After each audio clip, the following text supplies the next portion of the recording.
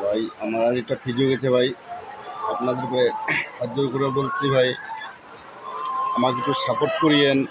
বলতে আমার আইডিটা ফ্রিজ হয়ে গেছে, কেউ আপনারা যদি একটু আইডিটা দেখেন ভাই, তাহলে আমার আইডিটা আগের মতো আবার সম্ভবত ঠিক হওয়ার কথা। এখানে একটু কমেন্ট করবেন, একটু লাইক শেয়ার করবেন ভাই। আপনাদের যদি আমার আইডিটা আমি ফিরে আনতে পারি, এটাই কামনা করি। অন্য কিছু বলতে চাই না ভাই। আর কেন আমি খুব কষ্ট করে আইডিটা এত দূর নিয়ে আসি ভাই।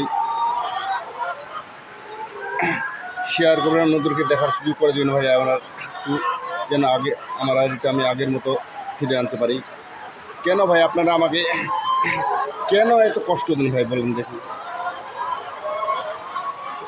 আপনাদের ভিডিও তো আমার সামনে আছে, আমি তো কমেন্ট লাইক শেয়ার ছাড়া তো আমি এমনি যাই না, ফলো টলো দিই না। তাহলে আপনারা এরকম করতে কেন? আমরা এটা একটু আপনাদের উপর একটাই রিকোয়েস্ট আমার, আপনারা একটু দেখবেন, শেয়ার করবেন, অন্যজনকে দেখার সুযোগ করবেন, আমি যেন আমার আইডিটা আগের মতো ফিরিয়ে আনতে পারি ভাই।